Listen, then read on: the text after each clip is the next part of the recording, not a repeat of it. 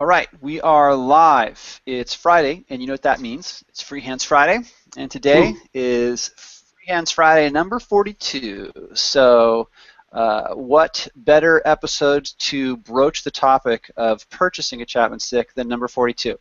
For those of you who are Douglas Adams fans, you know that 42 is the meaning of life, and so that kind of works in nicely with what we've got planned today because so many of us love to play the Chapman Stick, and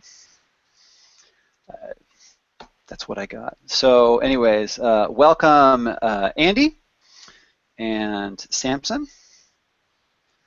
and Rob, who's on his car ride home. Or actually, no, Samson's on his car ride home, and we just lost him, so maybe he'll be back. And of course, Greg Howard is here to talk to us about purchasing a Chapman Stick, and who better than Greg Howard to kind of get the topic started.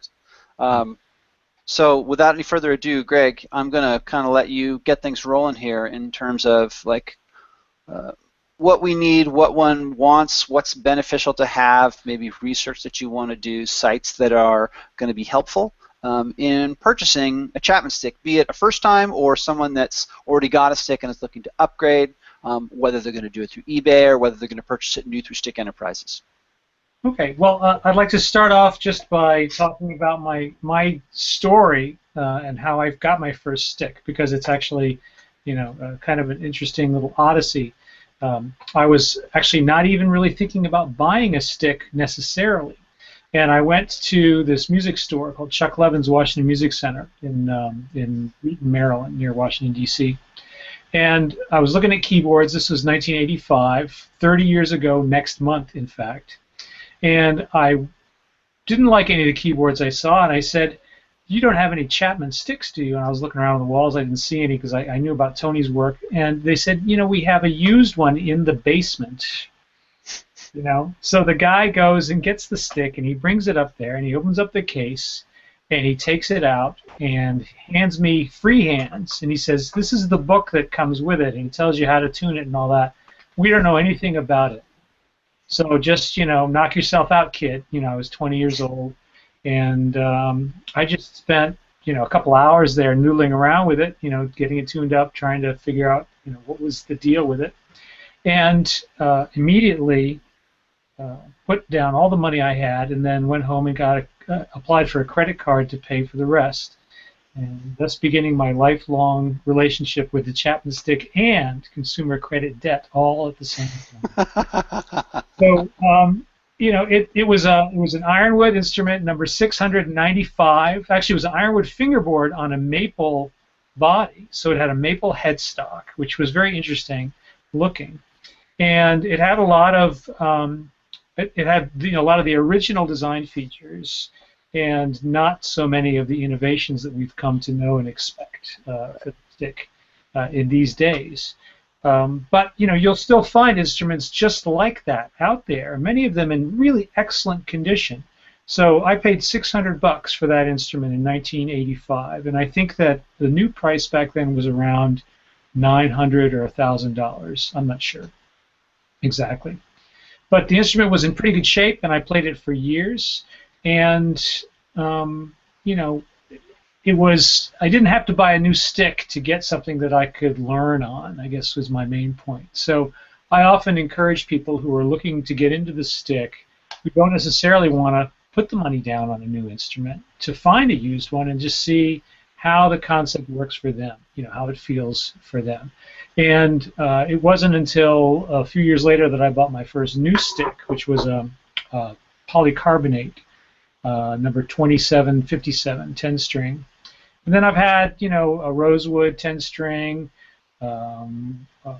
Wengi, a Duke, all kinds of different instruments, bamboo, railboard, all of those since then. So I've had a lot of different kinds of sticks in my hands, and I've had a chance to see what kind of features on the instrument make a big difference in terms of the value of the instrument. And so that's really kind of where I'm coming from today, is to talk about what are the things that are going to influence what makes it worth buying, at a certain price point.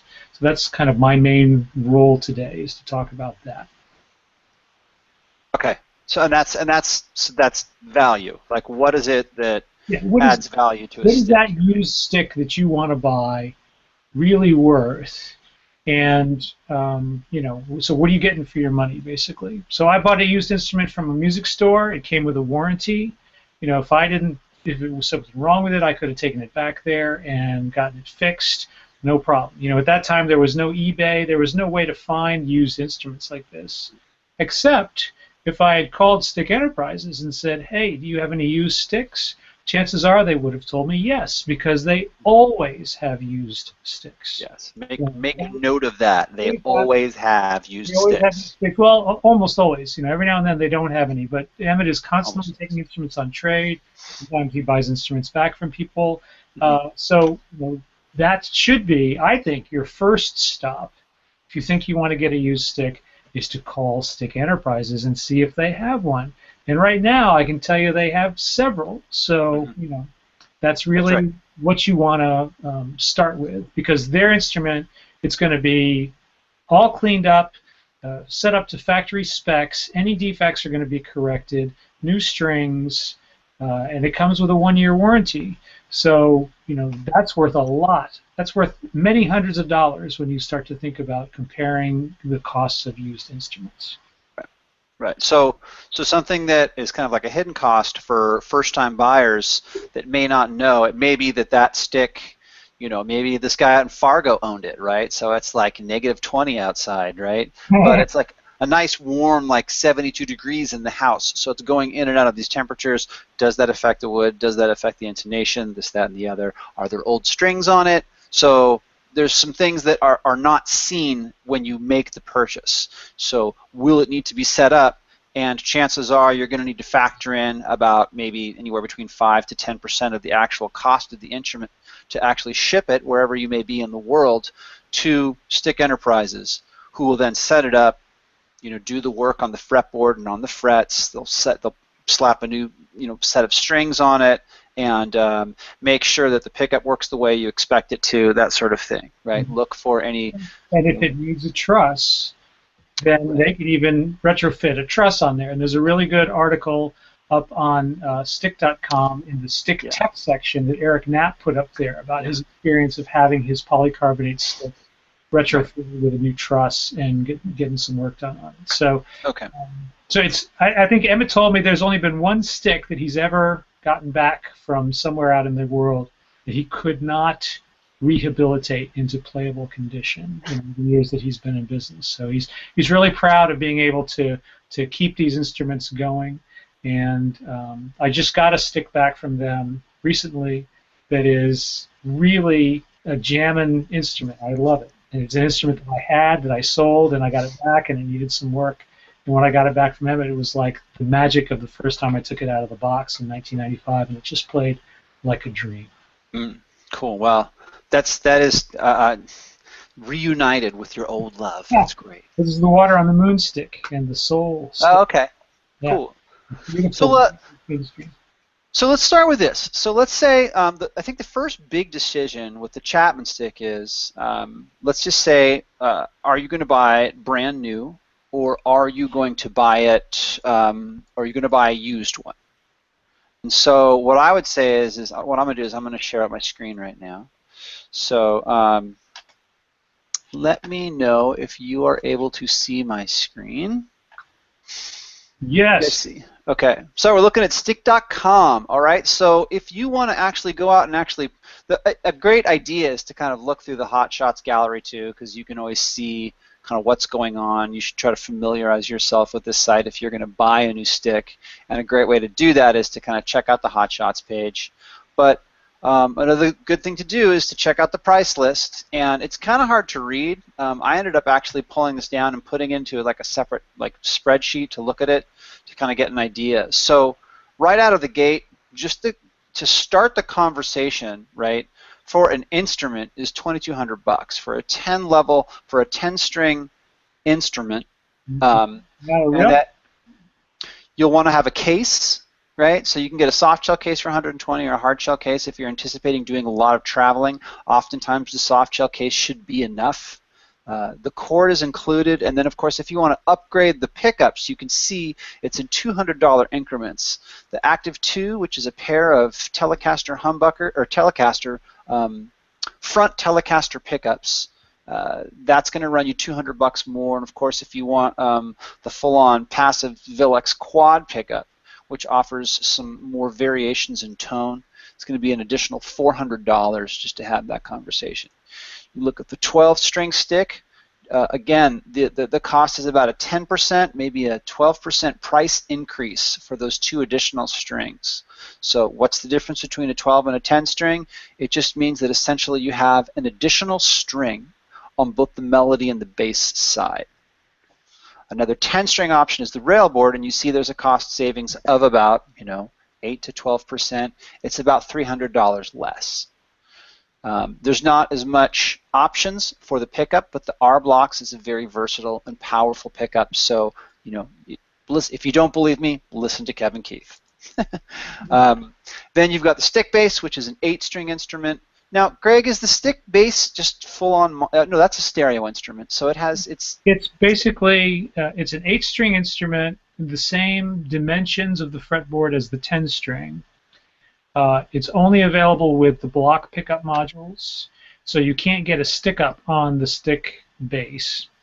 So you can only get the Active 2 or the Passive 4. But okay. And you can get it, strung in fourths all the way across, or a fourths, fifths tuning. There's lots of different tuning options for it as well. Okay.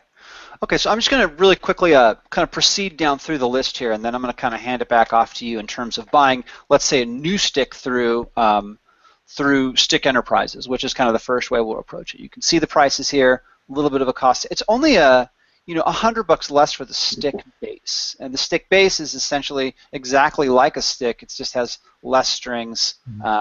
It's similar design.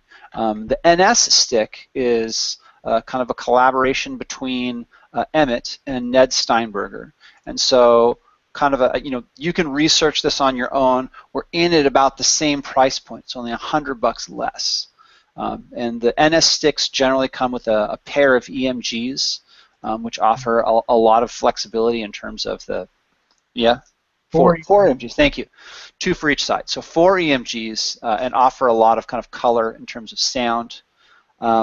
A 10-string grand is basically the kind of the plank that is used for a 12-string. So the strings are going to be further apart, and it's just kind of a larger frame for the 10-string instrument, and just a little bit more. Only available with the Active 2 and the Passive 4. Right, so no stick up for that one. So that's another kind of consideration. The Alto and the SG12 have are a slightly shorter scale. What is the actual scale on the Altos and the SGs? I think it is 20. Is it 26 inches? I can't remember offhand. Okay. Sorry. 26 and a half. 26 and a half. Okay. So these instruments. Otherwise, they're the same as the 10-string and the grand stick. Okay. Yeah, so 12-string instruments, 10-string instruments, but shorter, and there's a little cost savings there. I've been seeing a lot of guys, picking up SGs and being pretty happy with them. If you need to make changes to the instruments, upgrades, retrofits, if you've got an older stick, a 34-inch scale, and we'll kind of get into that in a little bit, all that information you can find here. And I think with that, what I'll do is I'll just really quickly take you to the actual tool that one can use to actually purchase it. So if you want to actually put in a request for a Chapman stick, what you can do is, and Greg, you might need to help me out here. So here's the very... Click on any of the instruments there. Okay, it's a little... Click on mail board here. Okay, now if you look on there, scroll down to the bottom of the page there, and there is a link for instrument order form. Got it. Okay, so here's the instrument order form. So what this allows you to do is actually to, create the instrument that you want. Now I'm looking at the rail board, which comes in a number of different colors, right? So if we were looking at a wood stick, or a hardwood stick, you'd have a different set of options. So you can choose the string gauge. It's probably safe to say you want to start with medium. If you have one of the older Chapman sticks, light strings are going to be the only option available for you. You've got a number of different tunings here. Don't get hung up on the tuning. And like Andy, I was going to ask if you wanted to add anything about your experience with tuning. Well, I started with classic, but the limitation of classic is that you lose some of those mid-rangey notes in betweens, and so I figured I'd like the overlap better, so I switched to baritone melody, and I've been loving it ever since. Okay. And so and everyone's got their own kind of story to tell relative to what works for them, but I'm going to stop sharing here for a moment. But I suppose that the thought is just pick one, go with it, play it, learn it, enjoy it, and that maybe after a year allow yourself the opportunity to think of using a different gauge or possibly using a different tuning altogether and just experiment with it. But a lot of times, like I see people out in the stick, it's just just so distraught over what tuning to use and what's the best. And so a quick note on that: documentation largely available for classic, baritone melody, and matched reciprocal. So those are kind of the three big ones. Yeah. But there are a lot of custom tunings as well.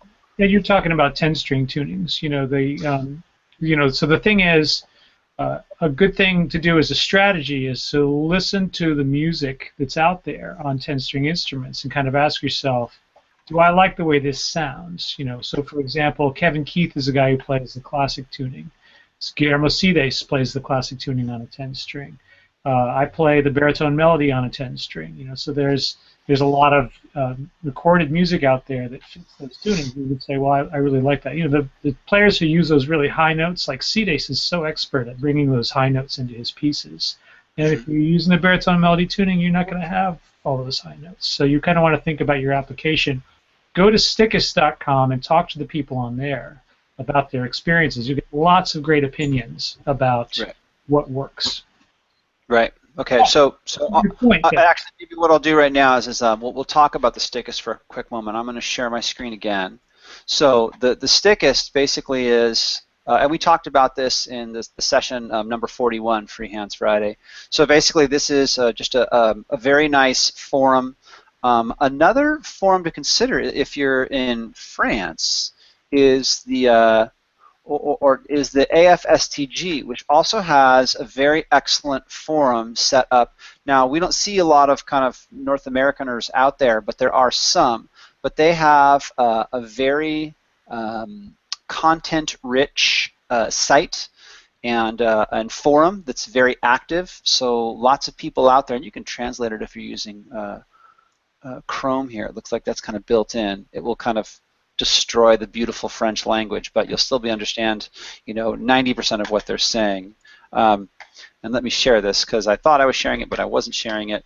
So here you can see the AFSTG, but for the most part, if you're here in the States, Canada, North America, South America, the Stickist is a great place to start. It will show you events that are coming up, opportunities to attend seminars, and basically just kind of what's going on. Kevin's got a new single, Gef's got a new album. There's discussions about everything and anything as it pertains to the stick, and people love to talk to new people on the Stickist. So don't be shy, jump on in.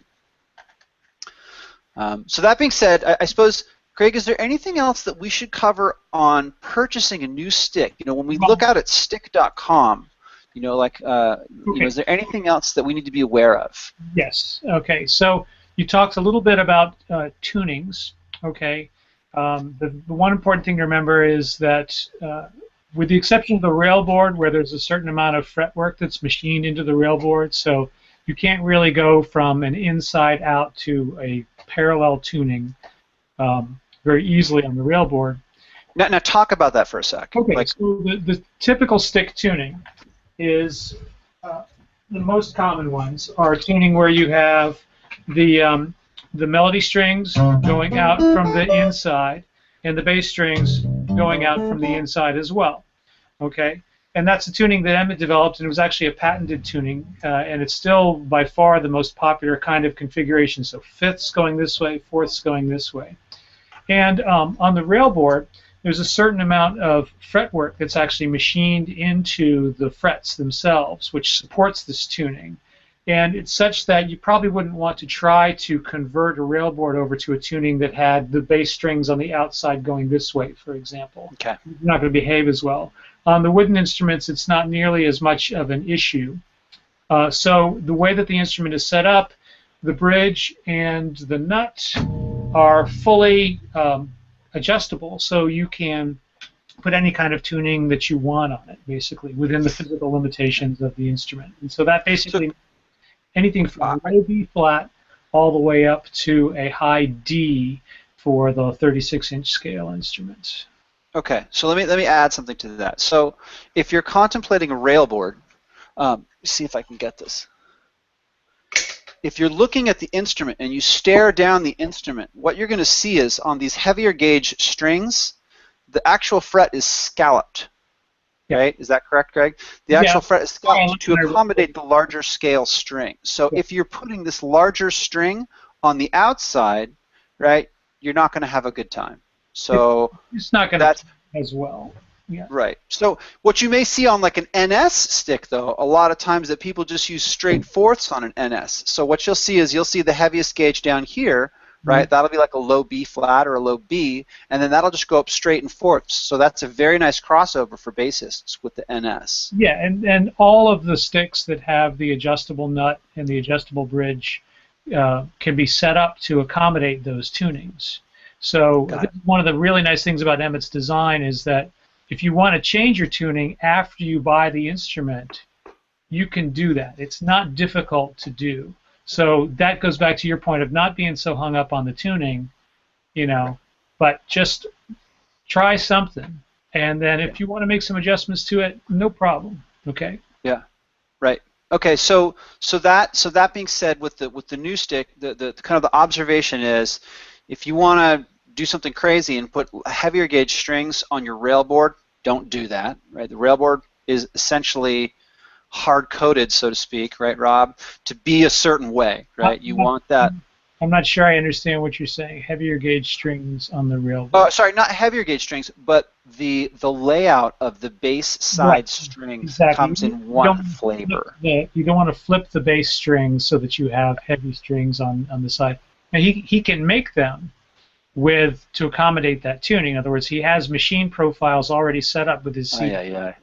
So that if you want to have an instrument set up that way, you can choose those tunings for the railboard as well. They're all available within the tuning options on the website. Okay. Okay. Cool. All right. Well then, so that being said, so now I'm going to take us back to stick.com here really quickly, and so we're looking at all the various different tunings here, and you can see just alone for the 10 string, you've got 1, 2, 3, 4, 5, 6, 7 different tunings, right? And then you've got any bit as many for the 12 string. So it's easy to kind of like get freaked out over this, but don't. There's also a comparison chart here. I mean, if you really want to get up and underneath it, you can look at the way this is all set up and configured. And actually, at some point, if you're a first-time buyer, it probably makes sense to do this. You know, to actually get up and underneath this chart and look at it at least one time. Kudos to Glenn Poorman for putting this together too. He did an awesome job in terms of laying out all of this information about the tunings. So really, really very grateful to him for doing that. Yeah. So yeah, public service announcement. Greg, what's that on your shirt there? Oh, that is the Interlochen College of Creative Arts, Center of Creative Arts, established in 1928. Right. Where we'll be having the Interlochen Chapman Stick workshop in July. That's right. So that will be in July, and I'm hoping to have Glenn on. We're all hoping to have Glenn on because he's such a cool cat and he has such a great history with the instrument as well. So we'll come full circle to that and talk a little bit about some of the events coming up. Cool. Okay, so getting back to like the big string debate, I think what I might want to approach next, at least with a new stick. So I'm just staying with a new stick for right now, Greg. We'll get into the used stick bit in a little bit, but let's talk about pickups. Okay. Well, the thing about the stick is that all the pickups have very different kinds of characters. And there's a video on the stick tech section. Maybe if you want to grab that, Gene. I'm sharing it right now. You are? Okay, cool. So this video shows you kind of in a sort of a bare bones fashion.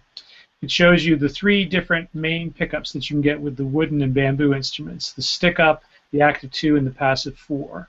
And I don't want to get into them too much, except to say that the kind of the classic stick sound that you're used to hearing from Tony Levin and from a lot of other stick players is the stick up itself. So that's the one that's shown at the beginning of the video there. And this is a pickup that Emmett designed, which is it's a really interesting pickup because it has a very clear kind of a sound. It really gives you the sound of the string in a full range fashion, and he designed it with this carbon fiber shielding embedded in it, which means that as a humbucker, it has a very clear sound, but also very, very, very quiet, no noise. So it's a great passive pickup. The next choice in pickups is, and its stereo output has a volume control for each output, and it has these little adjustable pole pieces so you can adjust the volume, which is important. If you change your tuning, you need to be able to adjust the volume on the strings. The next one is the Active 2, which is the Active 2 is a 2 EMG front telly pickups, which you were describing before. It's a stereo or mono module, and it has a tone control for each side and a volume control for each side. And then the third option is the Passive 4, which is 4 Philips pickups, also stereo or mono. And it has the ability to combine pickups in front and neck and bridge positions, kind of like most guitars will. And it has a filter for each side. Let's talk about the Active 2 for a sec, because I want to just I want to go through each one of them kind of one at a time here. So we're looking at some pictures of the Active 2 while you're actually talking about the Active 2. So yeah. Let's the Active 2 and the Passive 4 are both what Emmett calls block pickup modules, which means that they're exactly the same size. So you can swap them out if you get one of each, if you want to, and you can have different sounds on your instrument. Let me talk about that for a quick sec. Okay, so we're talking about swapping out pickups. And now, how easy is it to do that? Basically, because you've got this block, and you're actually plugging into the pickup itself, it's actually easier than you might think to actually just unscrew the pickup from the instrument itself, replace the pickup itself, and then plug it back in. But there's some things that you have to or need to be aware of in terms of relative to the height of the pickup on the instrument, correct? Okay. Hey, Joel, how you doing? Yeah. So what you want to do is, let me see if do I have anything that's got one of those pickups on it here? I don't, unfortunately. Actually, if you keep talking, I'll get one. So okay. So yeah. So what I'm going to do is I'm going to share out the screen here, and so right now what we're doing is we're actually looking at we're talking about not so much the Active 2 but the block. So this actual casing, or almost like a template for a pickup, is what's used to house either a pair of front telly EMGs or the set of 4 Vilex Passive 4 pickups. So if you're looking at this image, you'll see that there's 2 knobs. So for each pickup, there is volume and tone. And that controls a set of 5 strings in this case, or it can control a set of 4 if it's the bass, or 6 if it's the 12 string. And then there's a switch up here that you'll see at the top of the pickup, which actually flips the instrument from a stereo to a mono configuration, which means you can run a single rig. So now let me share what Greg's sharing here. Okay. Okay, it's all you, Greg. This is an Active 2. Okay, so this is the module itself, and what Gene was talking about, this is the switch for stereo mono output jack here. and then volume and bass and volume and tone control for each side. And then what you'll notice is on the pickup itself, it has these little height adjustable screws, so that if you can balance out the pickup for different kinds of tunings, okay? And then the pickup module itself is height adjustable relative to the string set. So that's accomplished by these 4 screws on the underside of the instrument, which can raise and lower the pickup too. So this instrument has a passive 4 in it, and I just wanted to show everybody that these modules are the exact same shape, and they're interchangeable. The only difference is these screws, which mount the instrument in place, are in a different place on the instrument. So if you think you might want to get alternate pickups down the road, when you're ordering your stick, just say, look, I'd like to get it drilled out for both the active 2 and the passive 4, and then that way you have the option down the road of having those screws in different places. It's a very easy thing to take the pickup out and put it back in. Okay, and then if it's okay, Joel's joined us, and I know, Joel, that you've purchased at least one stick through Stick Enterprises. Can you tell us a little bit about your experience with pickups and kind of like what you were feeling and what you listened to that helped you kind of make a decision with your pickup decision? Can you hear me? Yeah, I can hear you. Okay, basically about probably almost 2 years ago, I bought an Alto off Stick Enterprise. It was the only one that I could find after about 6 months. The only one that I could grab. It came with a basic stick up. Sounds great. I really like that because it has a really I don't know how you describe it. It's very clean. And then I bought a rail board, and that comes with the block. And I find that that's quite a bit different sound because I don't have a lot of effects pedals, and I just run it through my Line 6 amp and mess around with it that way, or through GarageBand. But they are quite a bit different. They have their own distinct sounds. But I like them both. I'm actually more partial to the... Oh, we might have lost Joel there.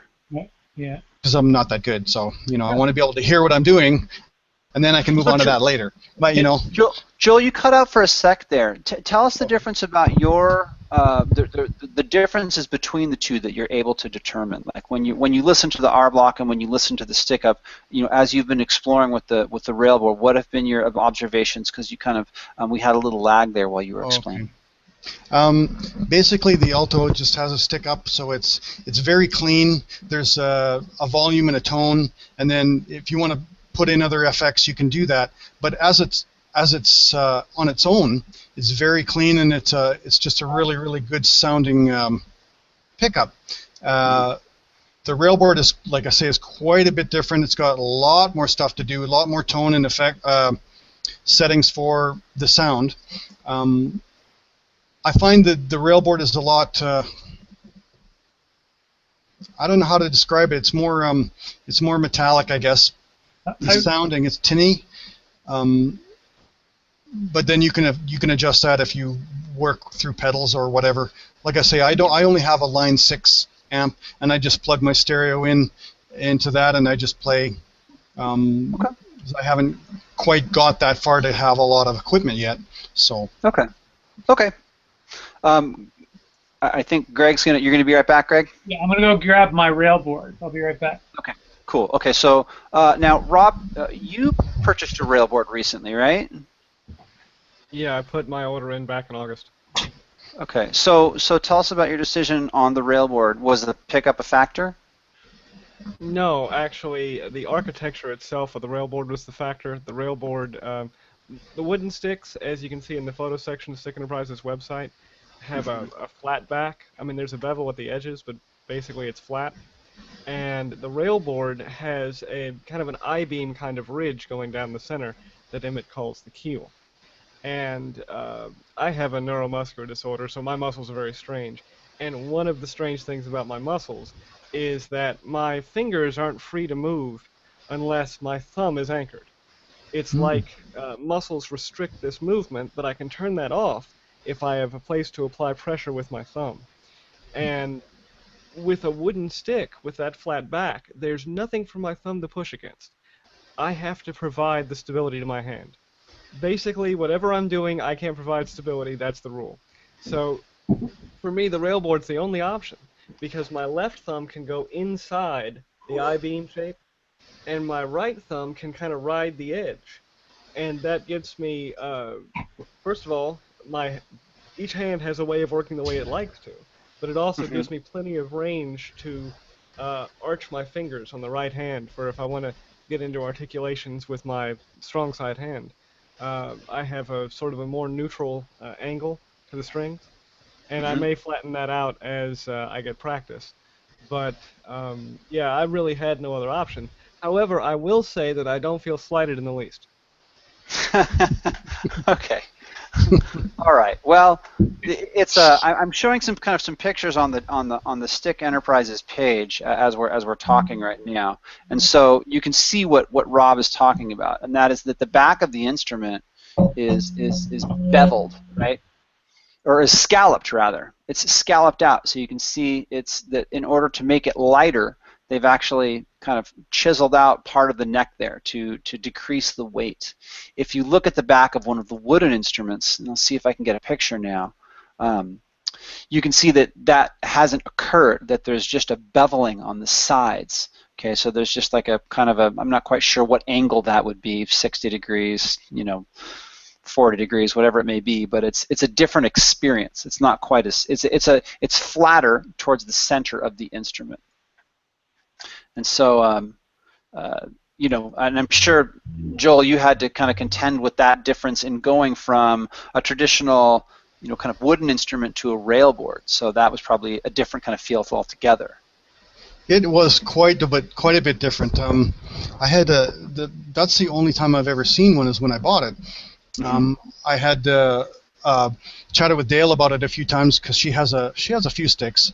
So the basic concept and the distance or the size ratio was, I could check that out. I still find now though that I am able to play the alto a lot better because my hands are really, really small. I have a really small hand, so for me to even do an A minor or an A chord on a railboard, man, I can't stretch my fingers that far either, hardly. Right. So I have to adjust how I play. Right. Try and stretch out your hands, and all that kind of stuff. And that's because it's your instrument of origin, and so it definitely, it's like if you start on a mandolin and you switch to guitar or bass, it's a whole different experience. So yeah. Cool, good to know. So Greg, you're back. I'm back, and I have a railboard here, and so I just wanted to show a little bit about what Rob was talking about there as far as the thumb thing goes, so you can kind of see how the thumb fits into this portion of the edge here. Can you turn it a little more towards us? The back of the, yeah, there, that's good. Okay. So here's the keel, what Emmett calls the keel, and then here's the portion where the thumb fits in there, and it's super smooth. I mean, it's a really amazing feel. What the anodized finish on the railboards is terrific.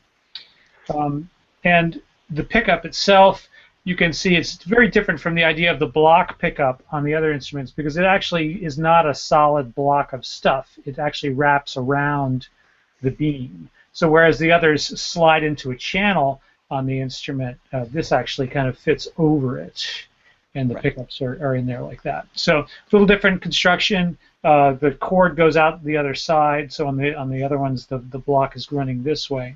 And this puts the melody pickup a little bit closer to the frets, and it puts the bass pickup a little bit further away from the frets. So the bass pickup has a little more bite than the Active 2, and the melody is a little bit mellower than it is on the Active 2. What about the stereo construction and the ability with like phantom power and an active pickup into a let's say a mixer with active power, phantom power? These are passive pickups made by Villex, the same company that makes the pickups for the Passive 4. But he put an active circuit in this instrument so that you can plug it directly into phantom-powered XLR mic inputs as well, which just sounds phenomenal. I put up a bunch of videos using the railboard on YouTube, and they all use that pickup setting. And to me, if I could go back to what Joel was saying about the sonic differences between the stick-up and the railboard, I feel like the stick-up has a very kind of acoustic sound to it, and the Railboard has a really, really electric sound to it. I think their character is really completely different. So what you're running it through makes a huge difference in terms of how it sounds. Okay. Okay. Okay, and then I might ask Samson. I see you're online here. Maybe you can, like, when you purchased first of all, what kind of stick do you have, and where did you buy it, and what factor was, like the actual, what type of, whether you were going to purchase a wood one or a rail board or your pickup, like take us through the process of your purchase. Sure. Well, living in where I do is kind of hard to find a stick. The best I was able to find is that somebody on the south side of Pittsburgh one time had one in their store once. That's the closest I ever got to it. So I called Stick Enterprises, and they sent me a pamphlet at the time, and I just decided just to order one, just to jump right in. I figured if I was going to do it, why not? So it was in 2001. April 2001 is when I ordered it. I ordered this one here, Torero Wood Black Smoke Pearl Inlay Grand Stick. With a, at the time it had an Active 2 pickup in it. And I remember when I ordered it and put the down payment down and everything, my wife was just really concerned. She was like, have you ever seen one of these? And I'm like, no. She's like, so you've never played one or heard one? I'm like, not really. She's like, you just gave these people how much money? And I was like, yeah, I know, but trust me, it'll be worth it. So then a couple years later, when the NS stick came out, I bought one of those. And because I was doing a lot of bass work at the time. And then 10 years after I bought the first Grand, I bought a second Grand, and I bought this one with a MIDI pickup on the melody side and the Pass 4 pickup system in it to give myself just a little more range and to work a little more. But over the years, I found that I really don't like the Pass 4 as much as I like the Active 2, which is what's making me drool over the Railboard. And I want that to come out in the Grand because I've heard what that can do, and especially with the phantom power and everything, so I really want that. And there have been a lot of times where just being in like orchestra pits and things like that, it's kind of dark in there. So having the option of the glow-in-the-dark linear fret marks has helped so much by getting that. So, Samson, do you have an NS? Do you have an NS there at your, or did you sell your NS? No, I still have it. I barely ever play it. I actually changed the tuning on it so that it's an inverted fifths over a ascending fourths, but it's sharing the B note. So I can do like stick-like bass tapping or just standard bass. So it's primarily like a bass driving instrument. At some point, I might ask you if you could dig that thing up if it's not too hard to get to, because it might just be nice to look at kind of the way those pickups are laid out and the electronics on it. Oh, okay, yeah. I'll try and find that. You mentioned something along the lines of what Samson was talking about you mentioned inlays, and I think that this is something that's really important for people to think about when they're thinking about getting an instrument. Okay. That's a good transition. Good call. What is the function of the inlay on the instrument? Well, the function of the inlay is so that you know where the heck you are when you're playing on the instrument. You need to know where the notes are. And so if you look at the old sticks, and I'm going to scare you guys with this. This is an old ironwood stick that belongs to a former student of mine that I'm going to be retrofitting here. And you can see it's actually got like foam gunk from the case on it because the foam in the case is disintegrated. It's an old ironwood stick. So here it has these white pearl inlays, right? And it's a beautiful contrast between the wood. It's really gorgeous wood, so I can't wait to clean it up. I got my Watco, and I'm getting ready to clean it all up. So that's a really nice kind of an inlay pattern on there. On the linear inlays, right, you actually see more, you have more information about where the notes are. Okay, maybe it's not quite as aesthetically pleasing as the dot inlays, but my point about the inlays is I want to see where I am. When I need to see where I am, I need that information. I need it right away. So I want to go for maximum contrast between the medium of the instrument and the inlay itself. So if I'm getting a light-colored instrument like bamboo or maple, I want a dark inlay. And if I'm getting a dark instrument like rosewood or wangi, I really want to get a light-colored inlay. Because if that contrast isn't there, like what Joel was just, what Samson was just mentioning is when you look down at that board and you can't see that inlay, it's not going to help you at all. I mean, you might come up with a combination that you think is really aesthetically pleasing to look at, but when you go for that, look, I got to know where I am, and you can't see what you're doing, then it's not going to help you in the least. So go for contrast with your inlays. Whether you like the linear inlays or the dot inlays better, go for that contrast. It's super important.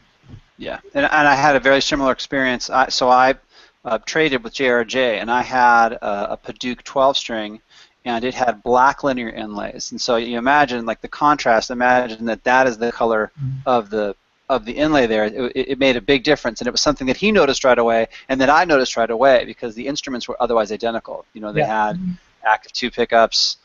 They were made of Paduke. You know, same characteristics. But so inlays. That's a kind of a good kind of thing to bring up. Maybe we can talk a little bit about tuners.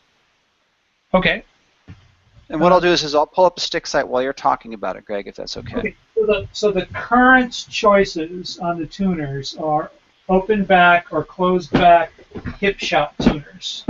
Okay. And sorry, I'm doing a little bit of a dance here, but this rail board here has the open back hip shots, and these are great because they actually exposed gear. You can actually see the gear mechanism inside the tuner, and these are incredibly stable tuners. They do a really good job.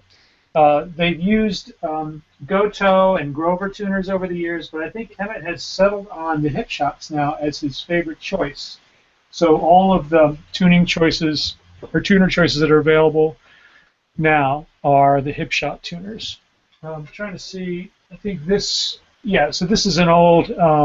These are Gotos. So these are some of the older tuners that are on. That's the ones that I have. Yeah. Okay. So they're all good. You know, the gear ratio is good. The gear ratio is a little bit higher on the Gotos than it is on the hip shots, but I think the hip shots are great and very stable. There's lots of different color choices: black, chrome, gold, black, and chrome. You know. Yeah. And so that's one of the options that you have when you're ordering your instrument, and it's the same for all of them, except of course for the NS stick, which doesn't have tuners. But all the rest. So let's talk about woods for a sec. Is that cool? So maybe what we'll do now is supposing that you're not going to get a rail board. Let's say you want to get a wood instrument, you know, and again, we're kind of focusing on new. At some point, we'll circle back and talk about used. I think we're in about 40 minutes, so we still have plenty of time, and I do want to talk about used instruments and kind of techniques and things to consider when purchasing a used instrument, but we're going to stay with just the various different aspects on the stick.com site that you can look at to kind of build out your own stick. So what I'll do is Greg, I'm going to kind of hand you the conch here, and we're going to look at some of the various different woods for stick.com. Okay, so as far as the woods they have now, they have 7 different woods, and those are rosewood, Tarara, Paduke, maple, ash, wenge, and mahogany. And I would say probably rosewood is probably the heaviest of those, and mahogany is probably the lightest in terms of weight. The rosewood is a really nice wood. It's got a very kind of tight grain pattern, and here I've got a rosewood instrument here, so that you can see that the grain itself is really fine. And it's pretty dark. This instrument doesn't actually have any inlays on it. I use it for tuning experiments, so I don't want any inlays on it. Rosewood is an instrument that's been used with musical instruments. I mean, it's a wood that's been used with musical instruments for centuries, and it's just a fantastic wood. Do any of you guys have a Tarara instrument there? Yeah, Samson, I have one. You have a Tarara instrument there? Yeah, let me hold it up here. Tarara is this beautiful kind of golden brown, light brown color, and it can kind of darken with age. As you can see, his instrument isn't the lightest instrument around in terms of color. Can you hold it back a little bit? Hold it back a little bit into the light. Yeah, back a little bit further. Yeah, that's okay. We've got a little bit of lag there. Okay, great. Yeah, that's nice. Yeah, so it's got this really nice yellow color. Under stage lighting, it looks a little bit lighter, I think, than it does in kind of normal lighting. It's got a very pronounced grain to it. and it's kind of a medium weight wood. Works really well with dark colored inlays. What kind of inlays do you have on there, Samson? Black smoke pearl. Yeah, so the contrast is not tremendous on those inlays, and probably not so easy to see. In dark pit, orchestra pit settings, you're like, okay, I can't really see those inlays. So what I would want to suggest to you, and this is something that Rob Martino did on his Paduke stick with black inlays, is he put some of this stuff on the inlays. This is violin fingerboard tape. And you can actually put this on your instrument so that you can see the inlays a little bit better. Is there a brand name? Is there a brand name for that? I don't think so. I got mine from a string instrument dealer, and it's just violin fingerboard tape, and they use it for kids who are studying violin and cello and stuff like that. They want to have, Got it. They just put it on there to mark where the notes go. So, Okay. Which one is that? Is that mahogany? Yeah, this is mahogany. It was just easier to buy a whole new stick than to get violin tape. Yeah, I think the mahogany is beautiful, and the thing about mahogany is it's very, very lightweight. It's a really wonderful wood, kind of medium brown color, and super lightweight. Really, really nice. Which, if you're going to get a grand stick with the passive 4, for example, that's going to be a relatively heavy instrument. So getting mahogany is a really good choice because it's going to lower the overall weight of the instrument quite a bit. Yeah. This used to have a Greg, passive if it's 4 okay, in it, but I swapped them out because it was easy to do. Yeah. So I've got a Paduke here that I'll share. So the Paduke has more. I wish I could. It has these red qualities to it that are very unique. Backside, you can see it pretty well. Yeah, and so you can also see it in the headstock here. So just the variation in color and I've always had for a while I had a mahogany I had a walnut 12 string, but then all my others have been, other than my first stick, have been the ironwood. But then I also had it's always been Paduke. So I'm a fan of the Paduke. But in talking with Emmett, if you were hard pressed to put all of these instruments together and listen to them with the same pickup and the same kind of EQ setting, there probably wouldn't be a sound. So there's a slight difference in the weight, but it's mostly aesthetics. Is that a fair statement, Greg? I think so, and I think that the sonic differences are really minimal. I mean, the pickups are going to give you much more of a difference, and right. String gauges and tunings are going to give you more of a difference in the sound than the material is. Now, that said, well, let's finish talking about the woods for a second, and then we'll get to the bamboo. So here's an instrument. This is Wengi, all right, which is another one of the choices. And I love the Wengi. I love the patterning in the grain on there. Look at that beautiful stripe. So kind of hold it still, if you will. Yeah. You can see the stripes in it. It is much more coarse grain wood than the rosewood is. So if you want a dark wood that you can really see that grain pattern in it, it's a little bit darker, and it's also a little bit lighter than the rosewood. So for a grand stick, Wengi is a really great choice because it's going to make things a little bit lighter weight for you. I don't have a maple or an ash instrument. You can see from the pictures on there, maple is a very light colored with a fine grain, and ash is light colored with a dark grain to it. Right, and with the ash, you can do a lot of dyeing techniques, right? You get different colors. Yeah, it's too bad we lost Andy because he has that beautiful green ash stick, which you can see it on the Hot Shots gallery. Yeah, I'm actually going to pull that up right now. So and it's actually not doing those dyes anymore. So. What? Yeah, no longer an option because it doesn't actually hold the dye as well as it could. It fades a little bit. So, but you can see that you can see the grain in there. And there's another ash instrument up there. It's just a plain ash instrument. If you want to put that one up there. Sure. Let me see if I can find that one.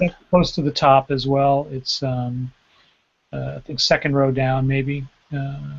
So here's an ash NS. Yeah. And we're not talking too much about the NS, but you can see that is just a traditional just wood tone. It's beautiful. I mean, I've seen like P bases that look similar to that, even though usually they're not made from ash. But I do so love that color and that natural finish. Really, really lightweight wood. That's one of the things it's really got going for it. Now with the NSs, I've been talking to Gary a little bit. You know, they're starting to experiment actually with two colors now, and Oh. they can finish the NS, and actually they have a separate fretboard, a separate piece. So you're not actually going to wear off the finish on the neck because they don't dye the neck. Right, They but they also seal them up with a clear lacquer too. So it's a different kind of a thing. The sticks have a natural Watco rubbed-in oil finish, so it's not it's just not the same thing. You're right. Right. It's a very different experience. So Samson, do you have your NS there? Are you with us? Yeah. Yep, I do. So show us the pickups on the NS there. So that I just want to circle back to the pickups. So you can see, like the passive, or like with the passive 4, there's two sets of two pickups for both sides, which give you a little more character. And then you've got they're all EMG pickups also, so it's like a double block 2. Mm-hmm. And then the switches that you have there switch between different combinations of the pickups or stereo and mono configuration. Is that correct? Yeah, it works a lot like the Pass 4 pickups, the way that you can dial things in. Yeah. Right. Okay. Okay. So Gene, getting back to what you were saying about the woods, though, yeah, the differences are aesthetic differences. They're not. The differences are not in terms of the sonic character of the instrument. The railboard sounds very different because it has a different construction and different kinds of pickups. The bamboo, though, does sound slightly different from the wooden construction, and it's just because the bamboo is a super rigid material. The 3 layers of bamboo laminates have a very, very rigid structure. And so that influences the sound slightly. You get a maybe slightly longer decay on the high frequencies of the notes. I mean, it's really subtle. You'd have to really listen for it to hear it, but it's definitely there. Okay, now with the bamboos, are they still doing the bamboos in dyed colors? I don't think so. Okay. The light bamboo is no longer even an option. It's the dark bamboo is the only bamboo option that there is now. They don't. Okay. Right. So kind of on that note, the instrument evolves, and so as part of that kind of experiment, Emmett's, I've seen experiments that he's done where he didn't dye like the sides of the instrument, these Paduke ones that he's done, or maybe I think but it would be a black instrument with just the Paduke like kind of trim down the side of the instrument, which looked really like cool and sexy. But like you were saying, and some of the guys from Heartstrings were saying that you play a lot, and the same thing with Pear. Pear observed that you play it a lot, you're going to ultimately kind of work through the dye with the oils on your fingers, kind of wearing them off. So looking at the colors, if you want to get more color in the instrument, the place where you can achieve that is through the inlays. Okay. There's a huge variety of inlays, and there are some really nice colorful options. And I don't know if you can pull up the yeah, I'm pulling it up right now. Pull up the linear inlays page, because that one has all the different linear inlay colors on there. And there's a little pick there. If you just click on it, you'll get zoom in on one of those. The one on the right especially is really nice because that's got all of these gem tone things in it. There's abalone and turquoise. It's beautiful, and those are all made out of plastic, but they're textured plastic, so they have this really nice texture in them. And different combinations are going to look really nice. If you have a Wangi instrument getting the gold or the white pearl, or if you have a maple instrument, any of those colorful ones are going to look really great with maple. The jade green looks really nice. The turquoise looks really nice. So if you want color in the instrument, look to the inlays as a good way to introduce that to it. Yeah, it's fun, and the inlays will add really a lot of character. Here's one that I especially like is the bright wood with the let's see if I can zoom in here. The bright wood with actually a green inlay. Yeah. So that's the dark bamboo, and that's with the jade color inlays. Those are really nice. So that's a good one. Okay, so let's see here. I'm going to zoom back out now. So I think what I might want to start doing is we've looked at a lot of different kind of elements that you can kind of customize with the instruments, the different types of woods, the different types of tuners, although it's starting to look like hip shots are really kind of the way forward. We've talked about the pickups. I don't want to spend a lot of time on MIDI just because you can get a MIDI pickup, you can not have a MIDI pickup, you can retrofit an existing instrument to have MIDI. What I'd really like to start doing is kind of shifting. Well, maybe we'll talk briefly about frets because we can talk about used instruments and how there was different frets were used once upon a time. We had the stainless steel ones, and then we moved to rods and ultimately to rails. So, Greg, why don't I let you talk briefly about frets here? Yeah. Okay. So the current design that Emmett has on frets for the instruments, actually. What I want to do is go to the NS Stick page and pull up a neck shot on the NS Stick page because that is where the frets are headed. Okay. Emmett has decided recently that what he wants to do on all the sticks. So if you can get maybe go to the damper nut page or something like that, or one of those things. The neck, there it is, the neck on the left. Yeah. That one? The one on the left down below. Got it. Yeah. So you should have a good fret shot there. So these are the frets that are going to be used on all the sticks, the wooden and bamboo sticks now. And these are 1/8 inch rails. And the reason why Emmett is using these is because they're a little less intrusive in terms of the feel. They don't stick up quite as far as the 3/16 inch rails that he had been using on the Grand and 10-string and SB8s previously. So this is a new change that all of the sticks that are being made with rails now will be made with this 1/8 inch rail. And So, like using your hands here really quickly, like basically, because I mean, I hear you saying what you're saying, but like when we talk about actually changing the angle, my understanding is that it's as opposed to being a very sharp point, it's just a little more the angle is less. Not the angle that's changing. What's changing is the actual size of the square stock of the frets. So this is a 3/16 inch piece of steel going across it, okay? And so it's turned on a 45-degree angle. And what he's changing is, instead of 3/16, it's now going to be 1/8. And so a lot of the instruments that have been passed out of production recently have this 1/8 inch version of the rail in them. And I played Jackie's at the Freehands Academy, and that was the first one that I had played, and it's super smooth. It's a really nice feel. And you're just that much closer to the fretboard with your fingers than you are with the 3/16 inch rails. Okay. So NS sticks that have the rails on them for a while now, they have already had the 1/8 inch rails, and now all the new production sticks are going to have the 1/8 inch rails as well. So that's a 90-degree angle, right? Because it's square stock, so each angle on that is 90 degrees. Now the railboard rails are 110 degrees, I believe, and so that's a little bit shallower down into the board.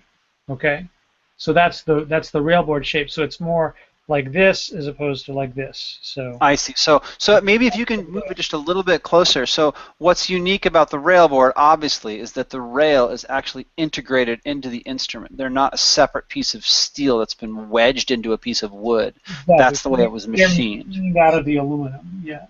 And that's really, you could spend a whole program talking just about the railboard, which might be a really interesting idea to do down the road. I'm starting to wonder, Greg, if we want to have a second episode, if we want to actually we've talked a lot about the new instrument. We could start talking about buying a used instrument, but I think that what we may end up doing is having a second session and buying a used instrument, and that this could be really more of kind of a breakdown on features and purchasing a new instrument. Okay. Well, if you want to do that, then let's talk about some of the basic decisions that you have to make when you're getting the instrument, okay? So the first one of these is, how many strings do I want on my stick, okay? And, if you're going to buy a railboard, your only choice at this point is 10 strings. If you want to buy an NS stick, your only choice is 8 strings. But if you want to buy one of the other instruments, the regular stick design, then you've got a choice between 8 strings, 10 strings, and 12 strings. Now, most of what's out there is 10-string instruments. Easily 4/5 of what they've made, I would think, is probably 10-string instruments, because that's all they made for the first 16 years or so of the instrument. So a 10-string stick, and I've got an old 10-string stick here. And actually, Greg, let me kind of dovetail into this. I think what we'll do is let's try to fit this all into one program. So we'll talk about buying used sticks too. I think let's try to have this as one single program. I don't want to have to do a whole second episode or session on this. I mean, it would be beneficial, but I think the thing is just let's start talking about kind of the older instruments designs and comparing them, and actually let's stay with the number of strings like you're saying, but let's do this all in one program. All right. So if you wanted to buy a used stick, chances are you're going to find a 10-string, because that's more of what there is out there. And some people will think, well, I want to get a grand stick because I think more strings, more options, whatever. But the technique is really the same. And what you're learning is how to move around the board, how to play chords, how to play bass lines, all of this, through vis-a-vis the freehands playing method. So the number of strings doesn't really matter. What matters is that you can find an instrument that is going to help you learn how to play, and that's going to work for you. So the things you want to look for are: is the instrument straight? Does it have any kind of damage on it in any way? Is it adjustable? How much is it adjustable? And that it depends on the vintage of the instrument. And is it in my price range? Can I afford it? So those are, I would say, the main factors are, the condition, the price, adjustability of features, how it's going to suit my needs. Okay? Okay. So here's a 10-string stick. This was made in 1995, all right? I actually have a really old stick that I'm going to start with. So I'm going to put this one down for a second. Yeah, that's good. And I'm going to start with this really old ironwood stick. But again, this is an instrument I'm rehabilitating for somebody. So it has some atypical features and some typical features for an instrument of this vintage, because it's actually been worked on once before. Okay? But what it doesn't have is it doesn't have an intonatable bridge, for one thing. So it has a height adjustable bridge, okay, and this one's been modified to suit the baritone melody tuning. It does have an adjustable nut, and if you go to the stick.com, under history, there's a page that says timeline of stick advancements. Mm-hmm. And maybe you can put that up there for people to see real quick. Already gone there. Yep. Okay. And the timeline of stick advancements tells you when all of the features were introduced into the design of the instrument, all the way back from the very, very beginning of the sticks. So you can see on there that the very first instruments that had, for example, adjustable nuts would have been made starting in where's the first? 1975. 75. So you got individual bridge screws in 75. The adjustable nut is in where is the adjustable nut on there? 1982. 1982. Height adjustable individual nut screws replacing rectangular wooden string spacer and 0 fret. Okay, so any instrument that was made before 1982 does not have an adjustable nut. Okay, the adjustable nut is on the earlier ones. It's this kind of screw thing right here. So the nut is screws that you can turn to raise the nut up and down, just kind of like the bridge is. And for the life of me, I do not know why every instrument builder of tapping instruments doesn't have an adjustable nut. I cannot understand that, because it's so convenient in terms of making sure that the action is really good down at this first fret. It really makes a difference in being able to the height of the strings. So adjustable nut, very important. Right next to the adjustable nut, you will see the damper. Okay, and some of these older sticks, this is kind of this fuzzy material. On more recent sticks, it's going to be made out of one side of the Velcro material, so that Emmett found that worked a little better. This instrument has a non-adjustable plastic belt hook, The older instruments had a metal belt hook. Okay. So this instrument, the belt hook is not adjustable, but it's very easy to get a replacement piece for this thing right here. I don't know if you guys can still see me on there. Yeah, we can. So if you'll hold it flat, more flat, we can see that there's no screw adjustments. The screw adjustment there. Yeah, right there. Yeah, exactly. Okay. So you can actually, if you want to get if you get an old stick and you want an adjustable belt hook and it's got this plastic pedestal on it, then you can replace this part with one that's got the 4 adjustment positions on it. So that's something that you can replace very nicely. You can also get a truss rod, set into the back of the instrument. This instrument has 2 non-adjustable spring steel truss rods embedded in the back, and that's where these black lines, they're covering up the 2 truss rods that are in there. So it's actually in really good shape. It hasn't twisted at all, and so I'm looking forward to cleaning it up. And it's got a little bit of a bow, but not very much. So this instrument with light gauge strings on it is going to be very, very playable. What's not so great about this instrument is that the foam in the case is disintegrating, and this happened to a certain kind of case foam material that Stick Enterprises had. You can get new foam for your case if you buy an instrument like that. Frankly, I'd recommend just getting a gig bag because it's going to cost you maybe a little bit more, but the gig bag is pretty comfortable and nice for schlepping the instrument around it.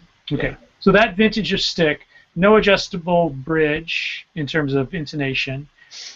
And no adjustable truss rod. Okay, so that's kind of like the bottom level of performance in terms of this instrument, right? You can't use heavy gauge strings. You can't use medium gauge strings. You're tuning. And you've got a stick up, right? You're limited to a stick up, and then also a quick something you can tell right away when you can look at an instrument and at the squared headstock and know that it is before. I think he changed that. I'd have to look at the list of evolutions. It was the very first instruments that had the one-piece truss rod. I believe he changed the headstock there, but it's on the timeline of stick advancements. That's all on there. So this instrument is 1756. So I'm going to guess that was made probably in around 1983, maybe. Maybe 82. I don't know. But it was right after he started doing the adjustable nuts, because you can see this curved out section here. That the other ones had a kind of a squared off thing there and a metal plate there. Okay. So not the oldest stick you'll ever see, but certainly an old stick, when you're starting to get down into that period. Now, I don't have a polycarbonate stick with me, but that would be the next vintage of sticks. And the polycarbonate sticks had the fret rods in them. So this instrument has conventional jumbo guitar frets, all right? And when you look at those frets, so you can see they're just T frets that are set into the board from above like a regular guitar.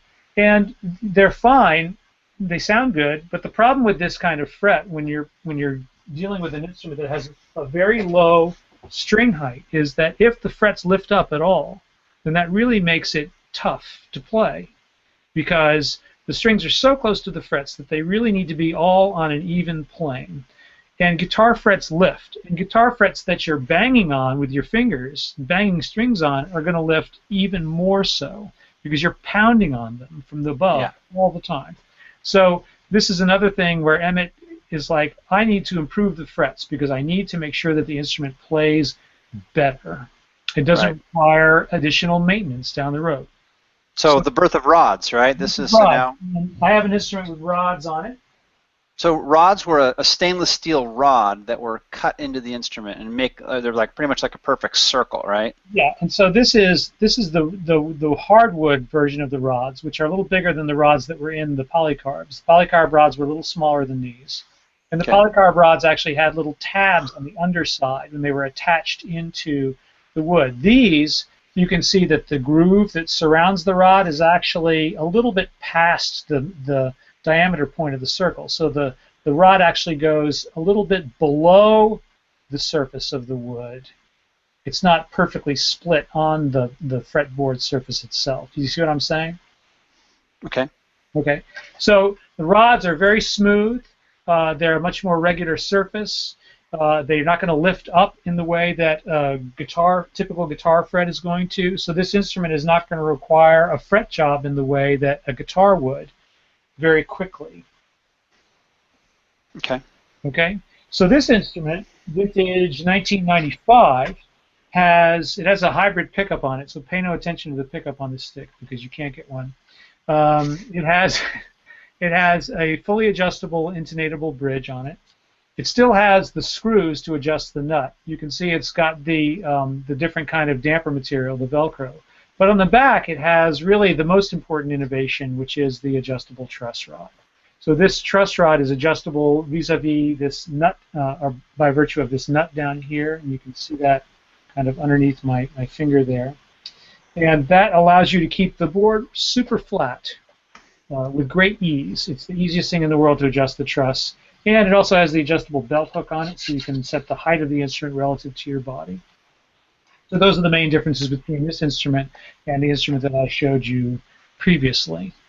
Okay, this is one piece of Indonesian rosewood, beautiful, beautiful lightweight wood, rounded headstock. So the serial number, now this is a little confusing to people, is number 773. Now that instrument that I showed you before was number 1756. So 773, he started the numbering system over when he started to make these one-piece hardwood instruments. So 001 was the first one of these. And the old series started at 101. And it went all the way up through the polycarbonate instruments, all the way up to around 29 something. So there's over 6,000 sticks in the world. And at one point, he decided to reconcile these number series. So now, a railboard, let's see, where's this, my serial number on my railboard? It's not on the headstock. It's this one is number 6359, it's 6859, I think, or 6359. It's hard for me to see underneath the string. But there's over 6,000 sticks out there. And when you see one with a low number, but with the adjustable truss, that's a more recent vintage than one that has a higher number and the non-adjustable truss. Okay. Okay. Okay. So here's something else that something that you'll notice in at least I think starting in in '89 we started seeing the rounded headstocks. So that's kind of a quick marker as to what is going to be something that's like 20 years old or 30 years old. Another consideration is the actual butt of the instrument. So you can see here that what they did was they extended out the bottom of the instrument so that it could be set down, whereas before it was almost resting directly on the bridge, on the metal bridge itself. Yeah, or even no metal bridge for the older instruments. Right. So this is definitely an advancement, the three-dimensional full metal bridge, another kind of advancement was the butt back here, which actually you could set it down with some confidence and not have to worry about popping a string out. Not that would ever happen. And then the bridge as well. Right. And then here's the butt end of the railboard, which is this. So let me switch focus now. So yeah, so the butt of the railboard is just razor thin and it's curved, and it's actually one of the sexiest parts of the instrument, I think. Hey. Fascinating. And then I suppose we'll give a little plug to Michael here. You want to something here, kind of an accessory that recently kind of came onto the scene was the lap dog. So this is an item that's sold as kind of a value add, which is a little, basically these arms kind of fold out from the side, which will allow you to play it in a seated position. So that just kind of screws into the back of your belt hook right here. And you can still pop that onto a stand if you use a stand. So yeah, and just for clarity, you can play seated without it. It's just not attached. That's right. So you don't need a lap dog to play seated, but it is definitely a convenience and a really nice feature. That was a more recent innovation. And then kind of one other item I'll add on are the flaps up at the top here. So there are two separate metal flaps at the top, which allow you to do slight adjustments in the height there, so even adding more kind of dimension to the ability to get the string as close to the fret as you can. Yeah, and much more subtle than the screws, which they're half turns. So the only adjustment you can make with Right. the screw is half turn, and then there's no way to get the height difference in between. So the flaps are really subtle, and but you just reminded me of the other difference, which is this instrument is a 34-inch scale instrument, Right. and beginning in about 2002, I think, or 2003, he started to make sticks that had a 36-inch scale. So the way to tell the difference between them is inlay on the 34-inch scale instrument is 2 frets away from the nut, and the one on the 36-inch scale instrument is 3 frets away from the nut. So you guys see that difference there? All right. Yeah. So the rail board has a 34-inch scale, but it's got a little bit of extra space in between the first playable fret and the nut. Yeah.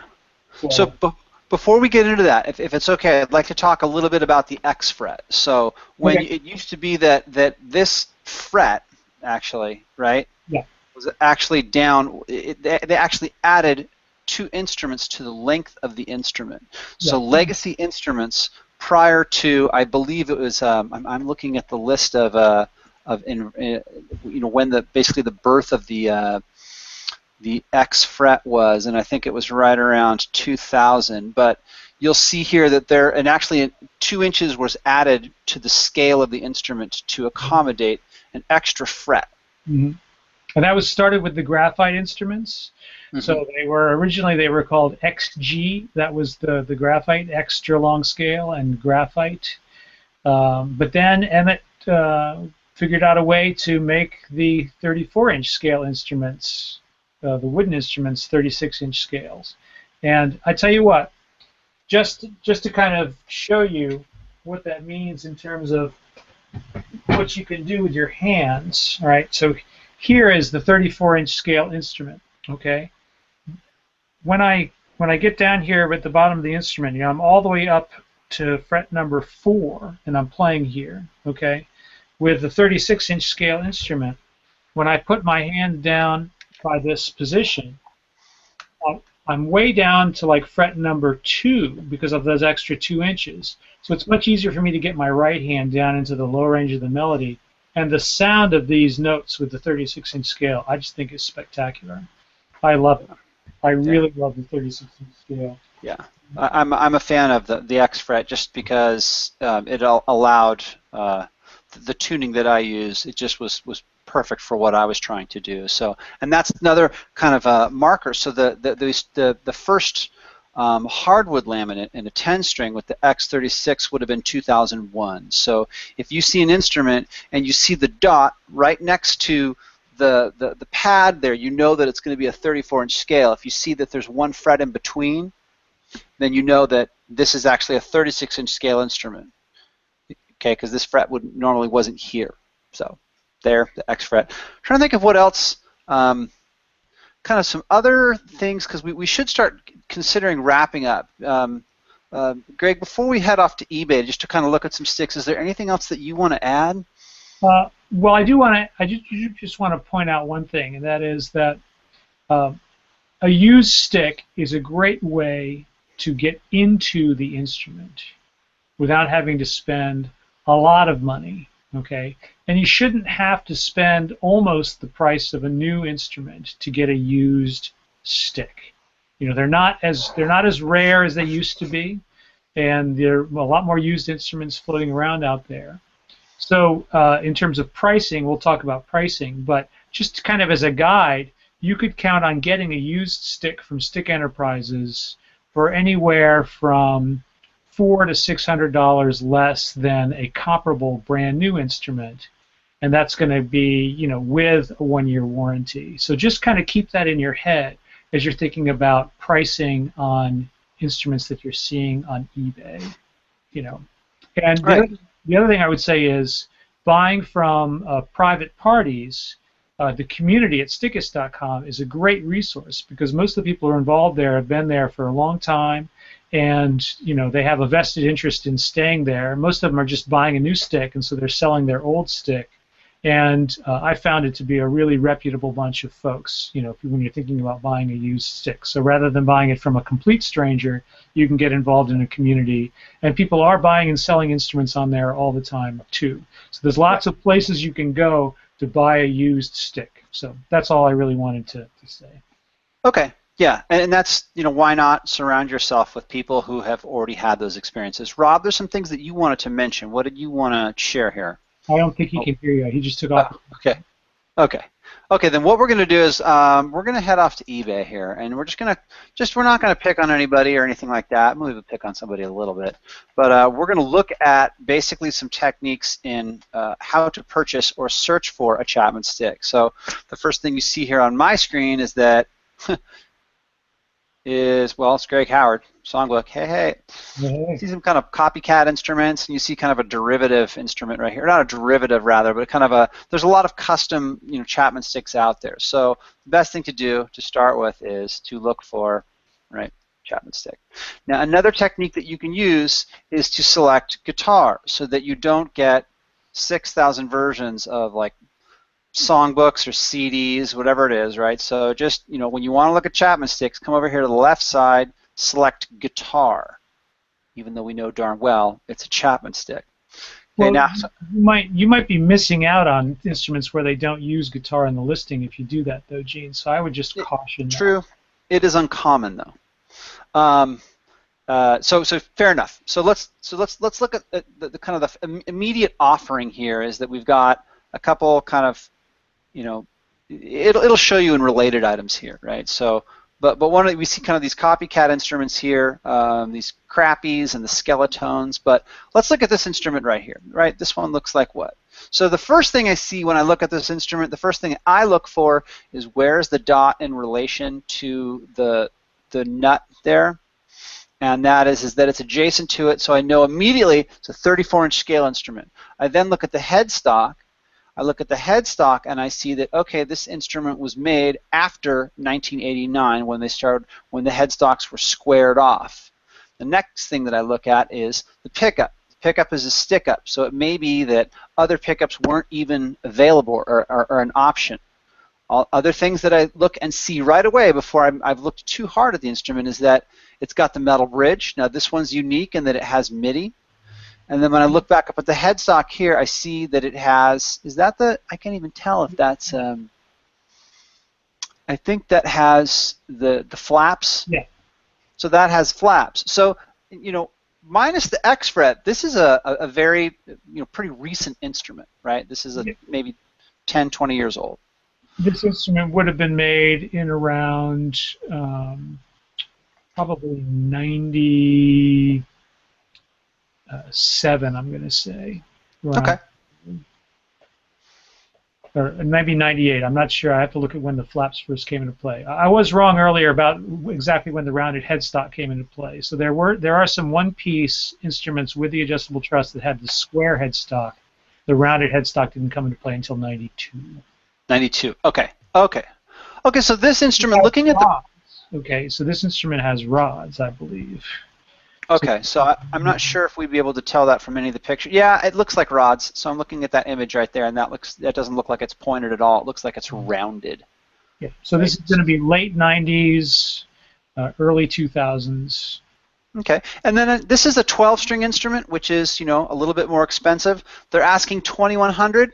I think it's a little, you know, given that it's a stick-up. Pickup. Yeah, look at the, you know, it's a stick-up, so I would offer, what would you offer, like 17, 18? Try to, you know. I don't know, what kind of a case does it come with? Okay, good. Okay, so what comes with the instrument in the purchase? So this is, it has a MIDI pickup, so that's going to add some value. It comes with a cable, and it comes with a gig bag. Okay. Right? So, you know, what, 18, with the MIDI, you know, that adds, you know, $100, maybe $150 of value there. So, something to consider, right? Yeah, and just compare it to the price list that, you know, that Stick Enterprises has. Look for those features. It's not a 36-inch scale instrument. It doesn't have the rails. It doesn't have the divided truss, but it does have an adjustable truss. And there's no warranty on an instrument like this. So you want to factor all of those things into your decision in terms of, what is that instrument going to cost me? And just for reference, the MIDI option on these instruments is $350. And that doesn't even include installation. So, that MIDI, if you want to get a stick with MIDI on it, that's a big factor on an instrument like the one you're looking at right here. Right. Okay. Okay, so let's look at one more. If I could point out, it also says GK3 for the MIDI pickup on here, and I don't know if they had the GK3 at that time, so that might be an aftermarket thing. Yeah, it could be a retrofit. So you'd want to make sure that the GK3 that was on there was actually one that Emmett made them, because if it's not, then it's not going to have the custom profile of the GK3 that Emmett sells, which is flat. The normal GK3 has a curved profile on it to fit the guitar curved profile. So the Emmett's GK3 has a flat profile to go underneath the strings. So that is a really great point, Samson. Okay. Okay, so let's head back. It looks like it's Emmett because it's got the clear. You can actually see the pole piece, the hexaphonic pickup through the pickup there. Sorry. So, I think definitely. Can you say that again, Greg? Can you say what you just said? So Emmett's GK3s, you can actually see the pickup. If you zoom in over that picture, you can see the pickup itself, right inside the GK3. You see those little you see the little copper pickups through there. So that's Emmett's GK3. That's not the non-customized GK3. So that's a good thing. You definitely want to buy one that Emmett has modified, because otherwise it's not going to fit the profile of the strings very well. It's not going to work very well. Okay. And then something else, when we're looking at the stick-up only has volume. So there's only just volume for the left side, volume for the right side, for the bass and melody sides, respectively. But this instrument has all the other adjustable features. It looks like it might be a really nice instrument, and probably a good deal at that price, considering that it's got the MIDI on it, I think. Right. So it's got the MIDI, it's got the soft shell case. So let's skip down to, I was kind of hoping there'd be a little... You got polycarb. Let's talk about that one. So let's talk about the polycarb. All right, let's talk about the polycarb. Okay, so polycarb stick made in the 1980s, probably. I can't see the headstock, so I don't know what the serial number is, but I think there's probably a shot there that has the serial number on it. 1883. 1883. Okay, so that's an early polycarb. This instrument was probably made, if you look at the timeline of stick advancements, then that's going to tell you that it was made the earliest polycarbs were made in 85. Okay, so this instrument is probably made in around, I don't know, 86 maybe, 85 or 86. It's an early polycarb. There's no vintage value here, folks. Just so you know, the polycarbs are nice sticks, but they're not as good as the new sticks are. I've recorded several projects with a polycarb stick, and they're nice instruments, but this is not going to have the rear adjustable truss rod unless it's been retrofitted. Can you look? Is there a picture of the back of the instrument on there anywhere? Not that I see. Yeah, there. There's no adjustable truss rod embedded in the back of this instrument. Okay. Which means that if there's any kind of a bow to the neck, because maybe somebody along the way decided, I want to put really heavy strings on this instrument, there's no way for you to correct that bow unless you send the instrument back to Emmett and have him install a retrofit adjustable truss rod, which he can do. And again, if you look at Eric Knapp's really great article on the stick.com Stick Tech page, you'll see just how that works out. The bridge is not adjustable for intonation, so the string heights are adjustable, but not for intonation. So the only tuning you can use on this instrument with any real degree of success is going to be the classic tuning, light gauge strings. You can get slightly modified screws for the bridge if you want to use the baritone melody tuning, but those are basically your two options. Got it. Okay. So this instrument is priced at what? $2,500. $2,500. So how much more than a brand new stick with all of the updated features is that instrument? No, it's ridiculous. It approaches ridiculous, and the reason is that this is probably being sold by a dealer, and I don't want to beat up on this person, but they're charging $50 for shipping and $2,500 for an instrument that is what, 20 years old? Almost 30 years. 25, yeah, almost 30 years old. So they don't know what they're doing. Okay, Yeah. so that's why you want to go to the stickist, you want to go to the AFSTG, you want to talk to people at the Stickistas or the Stick Center in Italy, whatever it may be, whatever country you're in or you hail from. Like, talk to people who know what they're doing. So this is a dealer that got it. You know, there was some sort of basement sale. They paid $1,000 for it. They want to turn around and get rich quick. You know, they don't even have an option to make an offer. So just, you know, kind of walk away from that one.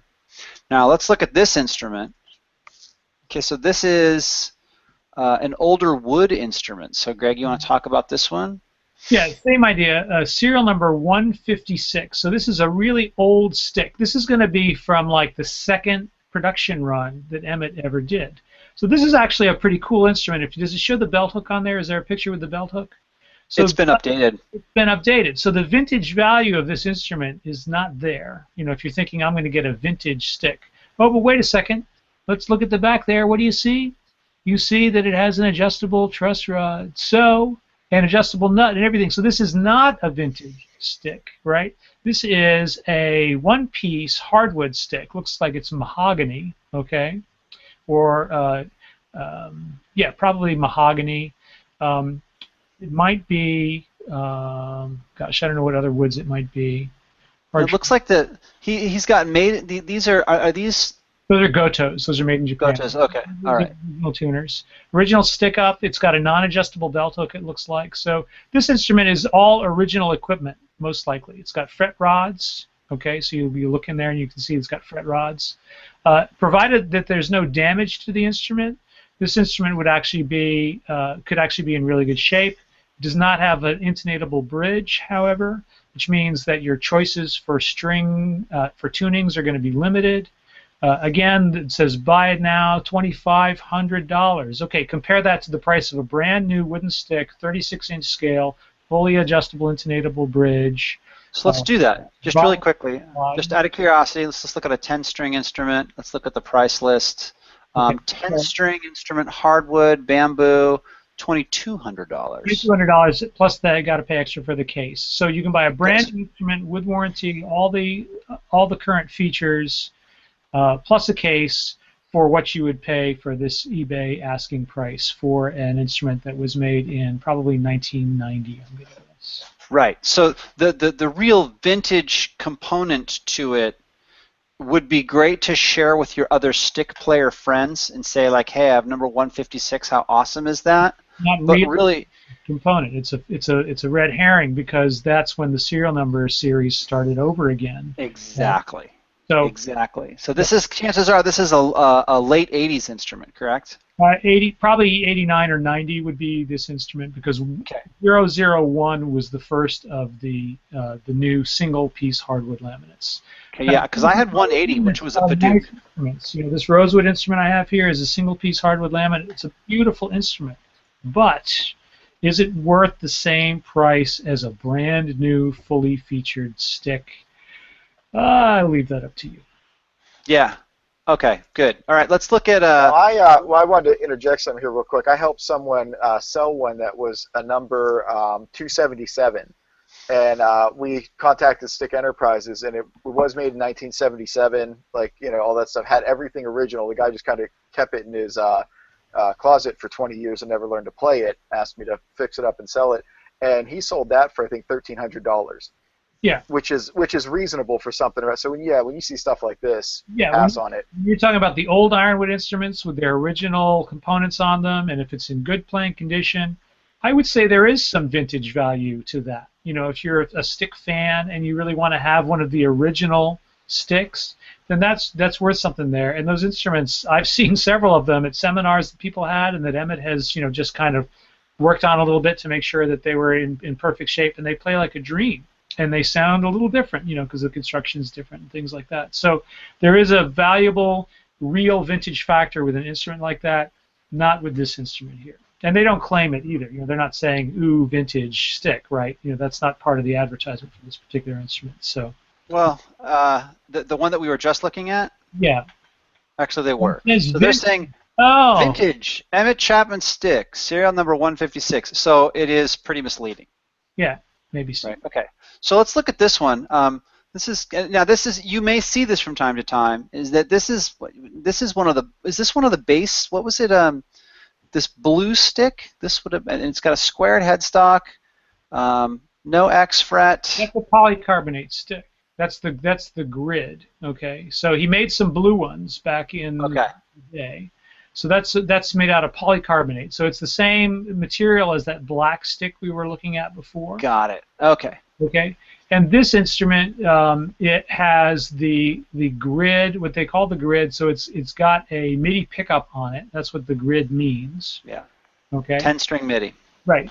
A 10-string MIDI. Is it all MIDI on all 10 strings? Well, that's what it says. I mean, it says that's what I thought that the grid was full MIDI. Is that? Zoom in on that picture. Okay. Yeah. It says the grid with MIDI pitch driver. So. Right, but I'm looking at the thing there, and I don't know if there are. It looks like there's a black bar going the whole way across, like whole where way the across. MIDI would Okay. be. All right. So then that instrument has 10 strings of MIDI. Okay. And the driver that it's got is probably the old IVL driver, which was a pretty interesting device, and so that may be what's on there. I don't know. Okay. So it's got a MIDI converter box basically, but Right. again, it's a 10-string stick, right?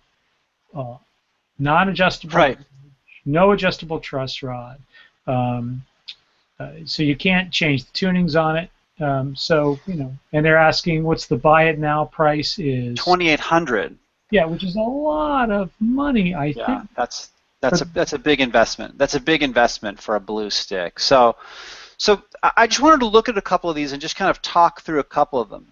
Here's another technique that is very helpful when you're purchasing something on eBay, not just with Chapman Sticks, is to click on this advanced item that you've got right here. You click on advanced, and what you can do is you can select completed listings or sold listings. So a completed listing means that actually they ran the actual auction occurred and ended. So when you go to search for this, right, you can see that somebody bought a 12-string stick. I mean, right here, number 1581, I'm looking at this instrument, I'm seeing a metal bridge, right? Right away, I'm like, this person got a good deal. 1250, that's a little more realistic, right? Mm-hmm. So you look at somebody bought an NS for 1800. NSs go for 2100. This one looks like it's in great condition. It looks like it's got the case. It looks like just like at a first glance, it looks good. This person got the reserve was not met on this. So you see that the green, it doesn't appear in green there. So this didn't finish. This auction ended, and this person did not sell the instrument. Right, which is a relief because they were asking $2,700 for instrument.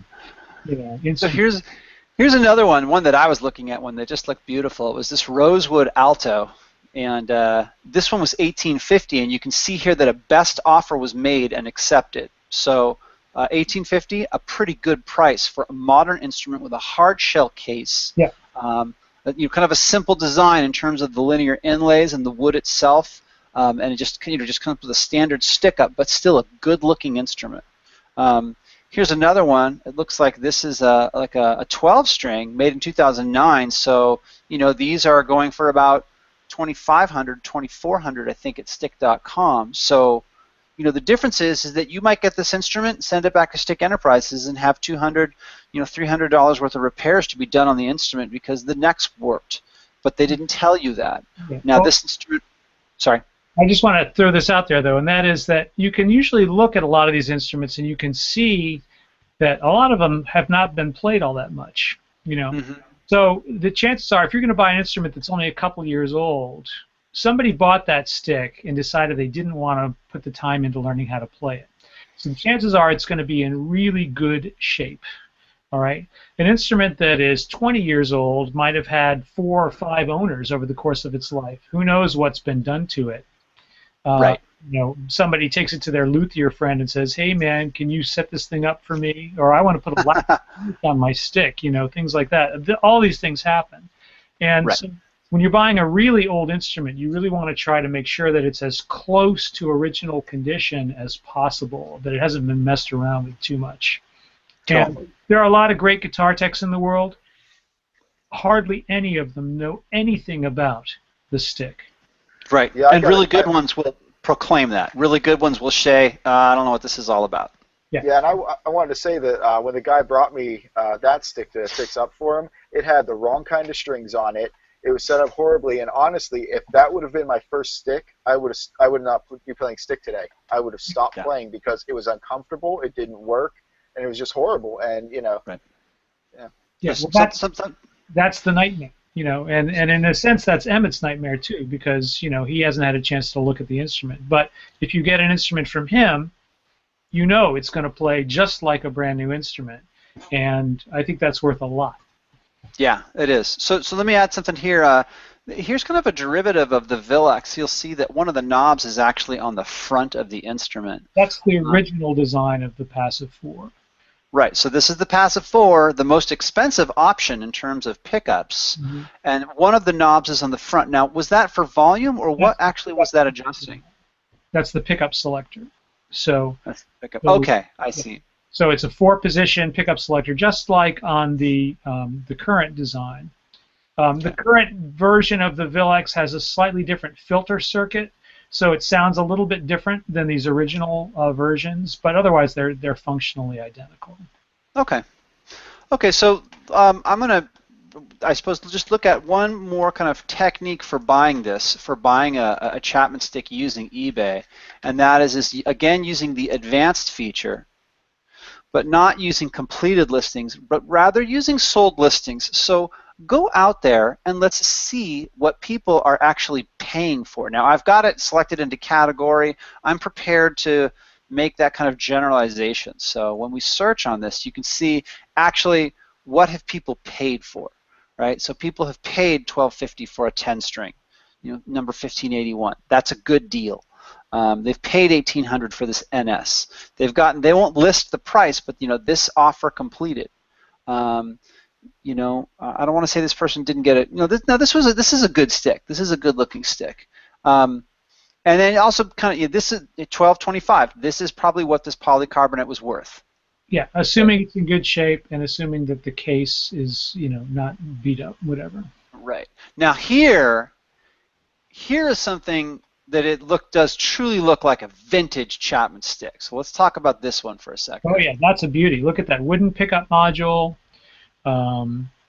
That's original, all original stuff. And does it say the serial number on there anywhere? I don't know that it does. 134. So this would have been in the first, 50 made. It was made in probably 74 or 1975 probably. So that, if you're looking for a vintage instrument, that's what you're looking for. Right. The wooden pickup housing is the dead giveaway. You're not going to see that on anything past, like 1976, I don't think. And the nut, I can't get close enough to it, but there's this whole other kind of thing going on with the nut. It's a wooden plate that goes across, so and the strings slide through there, and it has a 0. Right.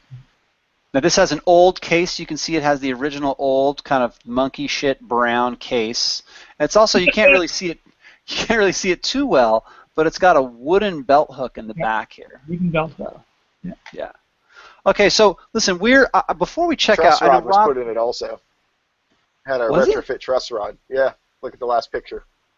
Or one of the last pictures. There's multiple pictures. Okay, I was only looking at one picture. Was a retrofit truss rod? No. Well, it must have been.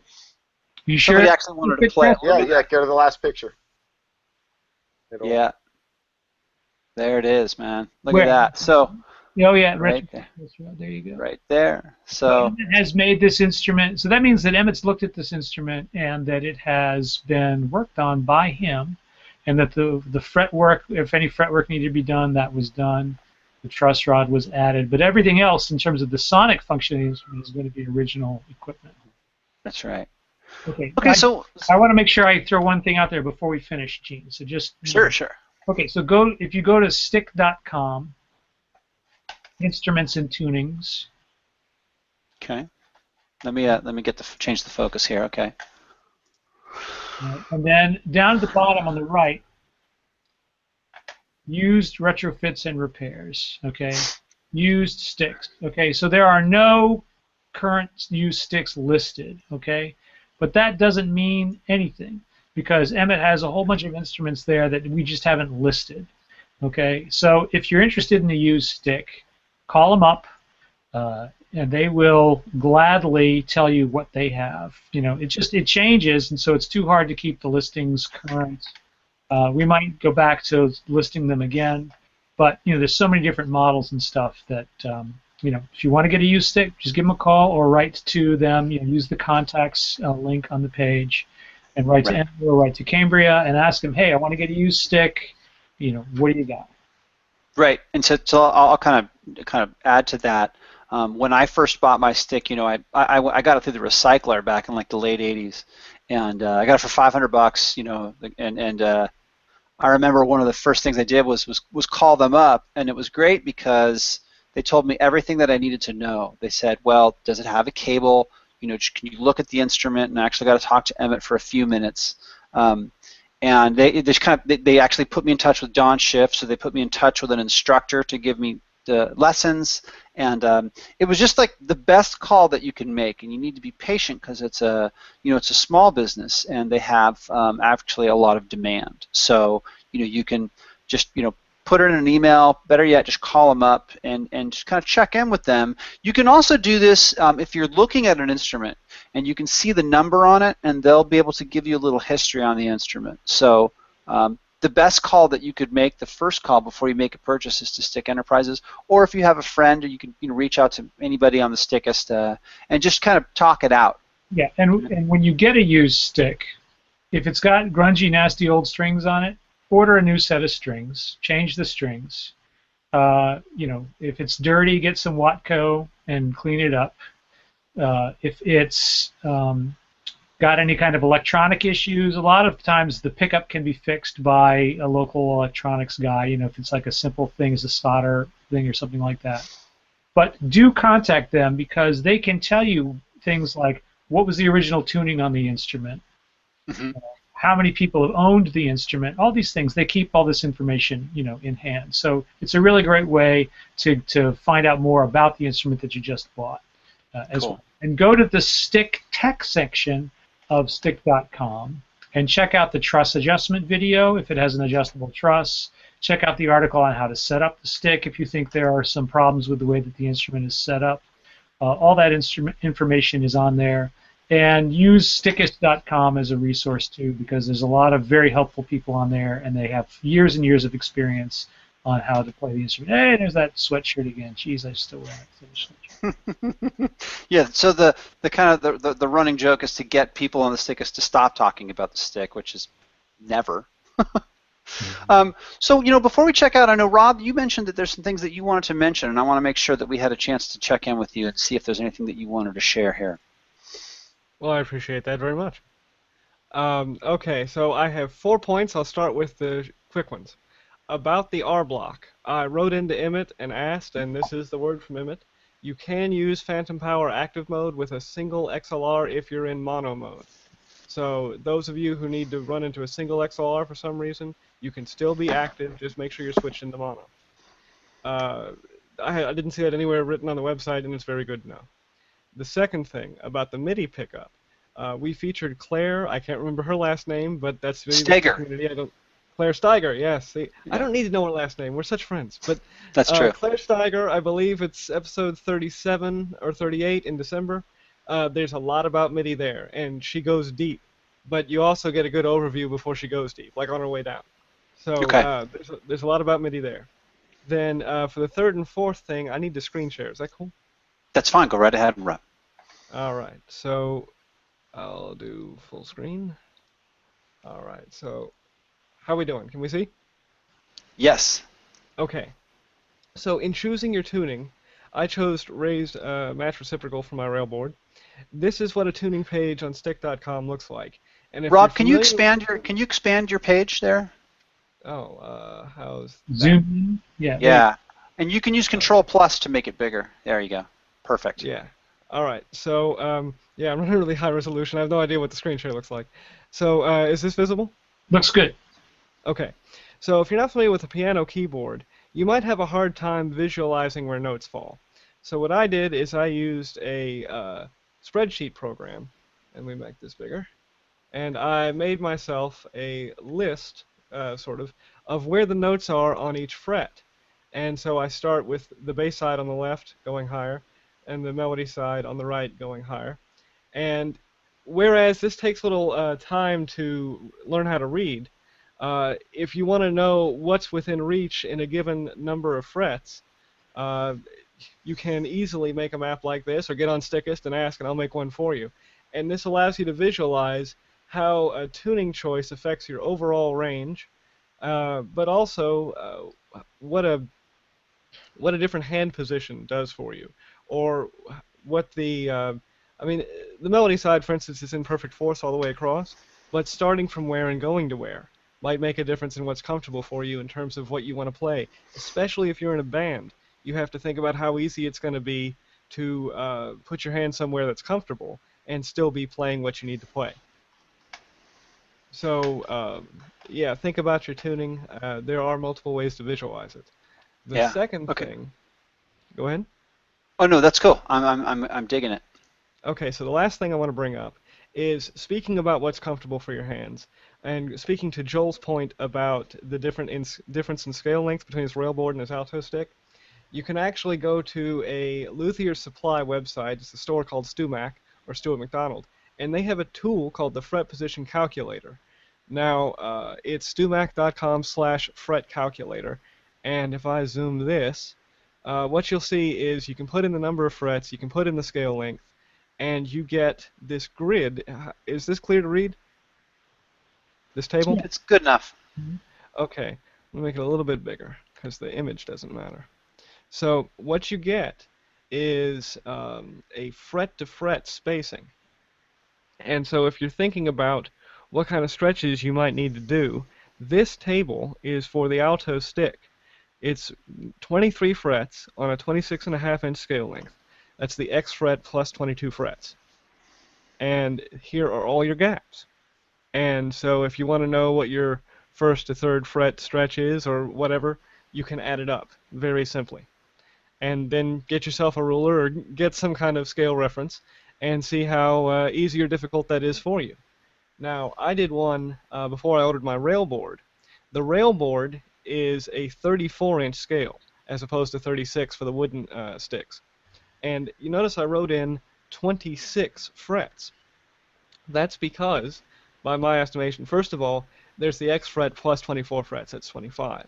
But by my estimation, the way Emmett got the extra space for the X fret on the railboard is it's basically 26 frets, but the first fret isn't there. So you have where a fret isn't, then the X fret, then 24. You see what I'm saying? Yep. Okay. And here we have the gaps for the railboard. So if you're thinking, well, I'd like a railboard, but I don't know how much bigger the gaps are, you can actually look at the measurements.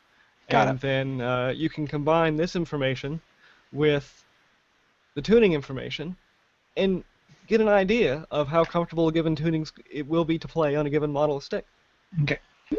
I want to jump in on this really quick. It's really interesting what you put together here, Rob, and I just want to say that it can be a little bit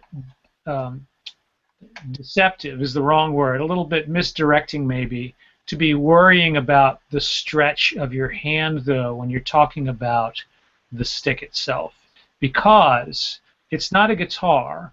You get down into these lower frets where the frets are further and further apart, and you're not going to be stretching your hand in the same way that you would be stretching it on a guitar. So there's a lot of technical things about how the hand fits the instrument, ergonomics of it, that are going to change those calculations. You know what I'm saying? So you. Well, this gets into the thing what I should have said, which is after you've done all this, go on Stickist or call Stick Enterprises. Don't assume you know. Yeah, it's very different, and I think that ergonomically the stick is one of the most amazing instruments out there. It's so easy physically to play. So don't worry so much about tunings or fret spacings or things like that, because a lot of that has already been worked out over the past 40 years. You know, Emmett has constantly redesigned the instrument. The changes that he's made are all based on what's going to make it play better. So the newer your stick is that you're going to buy, the better it's going to play. And that, Right. I think, is a good point to end on for me, 'cause I got to go. Okay, good. Well, Greg, well, everyone, Samson, Joel, and Rob, I want to thank you all for participating and sharing your thoughts. We may do a follow-up to this just because everyone's got a different story, and I think it's good to kind of talk it out. Again, like Greg, thanks for all your insight and for making that and sharing it and looking at all those different versions of the instruments and just kind of putting that out there. Thanks to Andy. He had to check out and go to class. This is our 42nd installment of Free Hands Friday. We're going to do 43 next week. And I think that starting in February, we're going to feature some NS players. I think we're probably going to see if we can get some of the guys from the Rocket Scientists to join us again, as well as Dean Kobayashi and Dr. Froth. So all kinds of good stuff coming up in February. We'll revisit the NS. I'm not quite sure if we'll do a kind of a second part to purchasing a stick. Well, we'll either do that or possibly how to use G+. And that will probably be a shorter episode. And that will probably just be me and Rob kind of rattling on and on about basically how to set up Hangouts, how to join Hangouts, how to make your own Hangouts, and how to get them listed up on YouTube. So unless there's anything else that anyone wants to add before we check out, I'm ready to kind of sign off here. Thanks, Gene. Thank you, guys. Thanks. Yep. All right, See guys. you. Happy Free Hands Friday. Bye-bye. Cheers.